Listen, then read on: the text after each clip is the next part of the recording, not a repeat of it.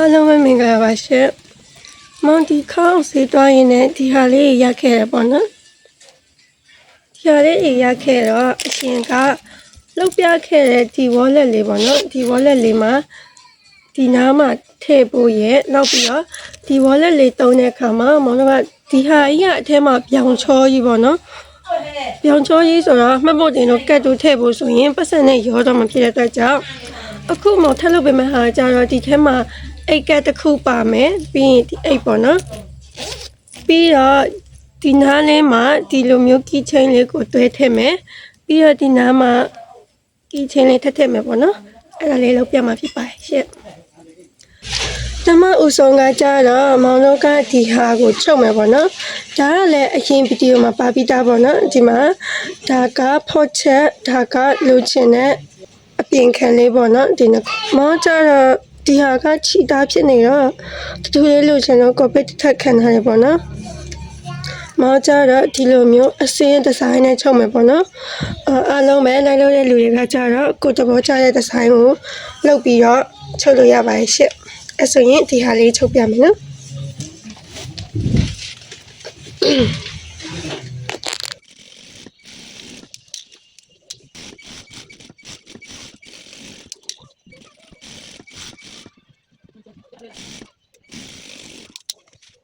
ဒါဆိုရင်မောင်တို့က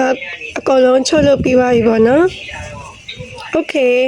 ဒီအပေါ်မှာဆွဲတဲ့မှင်ကကြတော့စာအုပ်မှာရေးနဲ့ဘောပင်နဲ့ဆွဲလို့မရဘူးပေါ့နော်ဒါဆိုရင်အဲ့လောက်တဲ့အခါမှာဆိုရင်ဒါကြီးကဒီလိုမျိုးပေါ်နေမှာဆိုတော့ရုပ်ဆိုတော့မှာပေါ့နော်မောင်တို့ကဗာမှင်တောင်းရမလဲဆိုတော့ပိတ်စာပေါ်မှာဆွဲပြီးတော့မိဖို့တိုက်ရလို့ရှိရင်ပြတ်သွားတယ်မှင်ရေဖြန်းလိုက်လို့ရှိရင်ပြတ်သွားတဲ့မှင်ကိုတုံးလို့ရတယ်ပေါ့နော်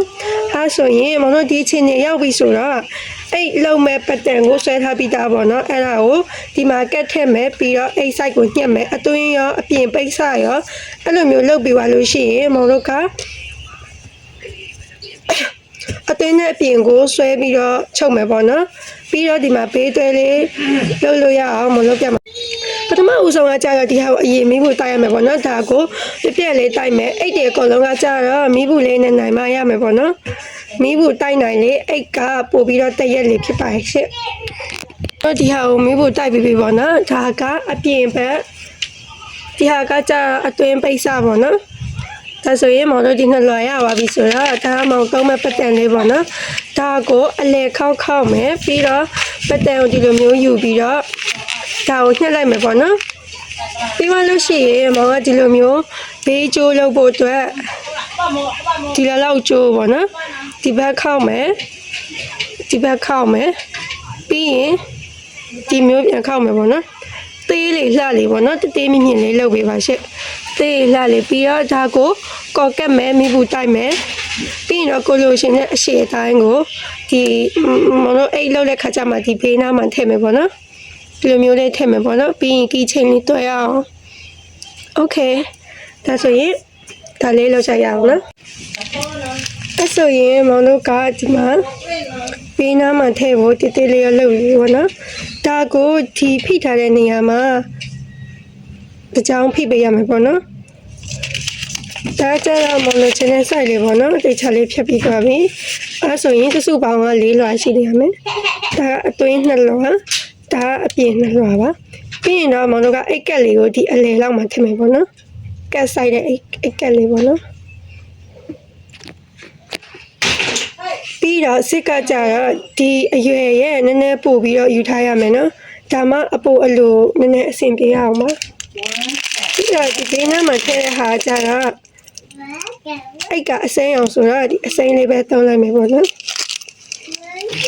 စစ်ကကြတော့ဒါလေးပဲတောင်းလိုက်မယ်ရှင့်အဲ့ဆိုရင်ဒီဟာလုံးမယ်ပြီးရင်အိတ်ကက်လေးထည့်မယ်ပေါ့နော်အဲ့ဆိုရင်ဒီမှာမောင်ကကြတော့ဒီမှာအသေးမှထည့်ဖို့အိတ်ကက်လေးလုပ်ပြီးပါပြီပေါ့နော်အိတ်ကက်ကိုကြတော့ကိုတဘောကြရဲ့ site ပဲလုပ်လို့ရပါရှင့်မောင်ကြတော့ကက်တွေဝင်တဲ့ site ပဲလုပ်ထားရပေါ့နော်ဒီဟာဆိုရင်ကက်ကရှော့ရှူလေးဝင်လို့ရတယ်ပေါ့နော်ဒီမှာပါโอเคဒါပြီးရင်တော့မောင်တို့စစ်ထည့်မယ်ပေါ့နော်စစ်ကိုဘယ်လိုထည့်မလဲဆိုရင်ဒီဖော့ချက်ရှိတဲ့ဘက်ကအလှပဲပေါ့နော်ဒါကိုဒီတိုင်းထားမယ်စစ်ကကြတော့ဒီဟာအလှပဲဆိုရင် အလှဘက်ကိုဒီလိုမျိုးမှောက်လိုက်မယ်ပေါ့နော်မှောက်လိုက်ပြီးရင်တော့ဒီအတွင်းစားကိုဒီမျိုးလေးလက်ဖိတ်မယ်ပေါ့နော်။ကဲလို့အိတ်ကက်ရှိရင်ဒီမျိုးမထည့်ရဘူးနော်။အိတ်ကက်ရှိရင်ဒီမျိုးထည့်ရမယ်။ပြီးရင်ဒါလေးကိုဆက်နဲ့ဖိလိုက်မယ်ပေါ့နော်။ကိုက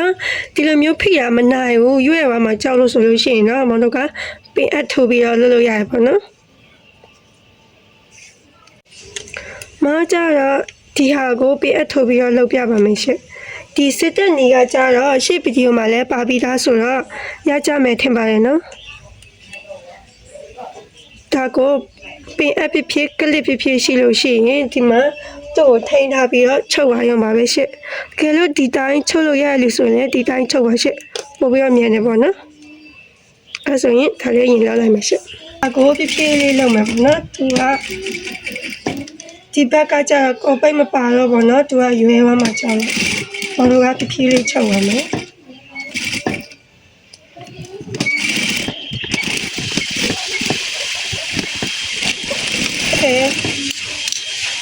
ဒီကောင်ရပြီဆိုလို့ရှိရင်တော့မောင်တို့ဒီလိုမျိုးလှန်လိုက်မယ်ပေါ့နော်လှန်လိုက်လို့ရှိရင်သူကဒီလိုမျိုးဟာနေမှာဖြစ်တဲ့အတွက်မောင်တို့ကဒီဟာနဲ့ဒီဟာရဲ့ဒီအလေကိုဆက်နဲ့တစ်ကြောင်ဖိမယ်ပေါ့နော်ဒီနားလေးကိုဆက်နဲ့တစ်ကြောင်ဖိပါမယ်ရှင့်ဆက်နဲ့ဖိတဲ့ချိန်ကျရင်လည်းအောက်ကအသားတွေအများကြီးပါသွားမှာဆိုလို့ဒီလိုမျိုးကြည့်ပြီးတော့ညှိပြီးတော့လုပ်ပါနော်တစ်ခါလုပ်ပြီးတာနဲ့မိဘူးတိုင်းတစ်ခါလုပ်ပြီးတာနဲ့မိဘူးတိုင်းအဲ့လိုလုပ်ပါမယ်နော်ဒါမှအိတ်လေးကတတရရက်လေးဖြစ်နေမှာပါရှင့်ဒါဆိုရင်ရပြီပေါ့နော်ဒါအပြင်ဘက်ဒါအတွင်းဘက်ပေါ့နော်ပြီးရင်တော့ဒီဘက်ကိုလည်းအဲ့လိုပဲမောင်တို့ကဒီမှာဒါကအလှဘက်ဆိုရင်ဒီမှာကစစ်အလှဘက်ဆိုရင်စစ်ကိုဒီလိုမျိုးလေးမှောက်ပြီးထားမယ်ပြီးရင်တော့ဒီအတွင်းစားကိုဒီပေါ်မှာထားမယ်ဒါကိုဆက်နဲ့ဖိသွားမယ်ပေါ့နော်ဖိပြီးလို့ရှိရင်လည်းလှန်လိုက်လို့ရှိရင်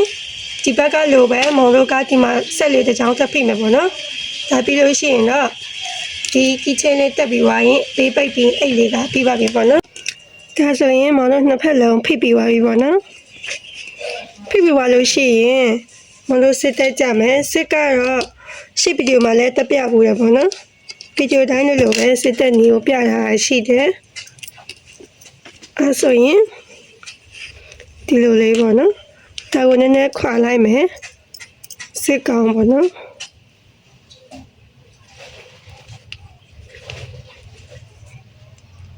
ဒါကိုလက်နဲ့ဒီမျိုးတွန်းမယ်ပြီးရင်တော့ဒီမျိုးဆွဲဝိုင်းတော့ရပြီပေါ့နော်โอเค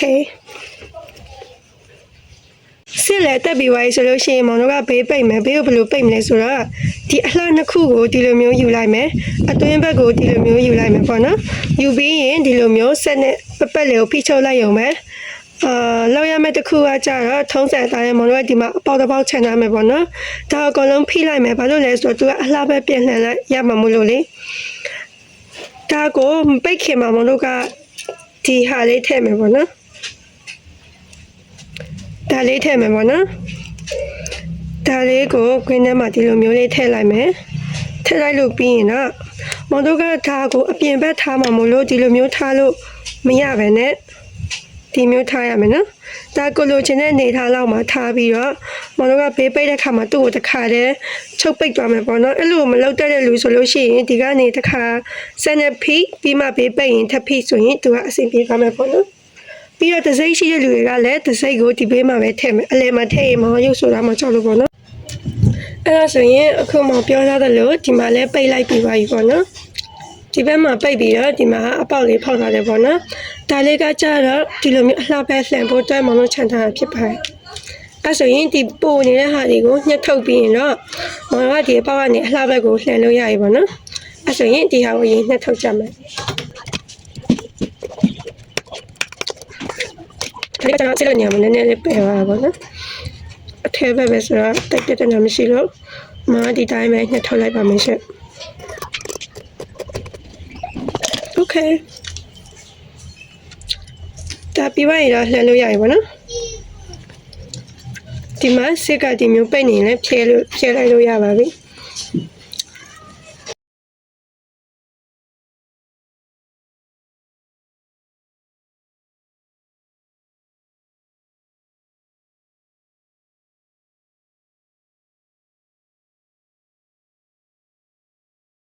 အဲ့ဆိုရင်မောင်တို့ကဒီတောက်လေးမှာဝဝိုက်လေးလောက်ထားတာဆိုတော့မောင်တို့ချုပ်တဲ့ခါမှာလည်းဝဝိုက်လေးဖြစ်အောင်ဂရုစိုက်ပြီးချုပ်ရမှာပေါ့နော်အဲ့ဆိုရင်ဒီလိုမျိုးဝဝိုက်လေးဖြစ်သွားပြီပေါ့နော်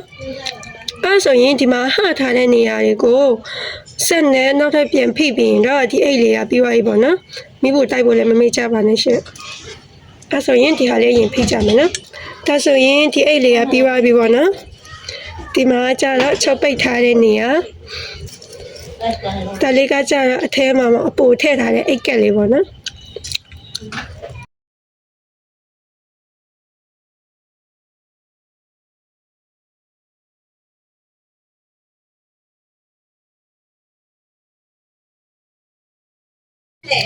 အစားတော့ကဒီပြားထည့်မလား strawberry ထည့်မလားတွေးရင်းနဲ့ပဲဒီနေချာပန်းလေးပဲဖြစ်သွားတယ်ပေါ့နော်အဲဆိုရင်ဒါလေးပဲထည့်လိုက်ပါမယ်ရှင်ရင်မအေးလေးကပြပါပြီရှင့်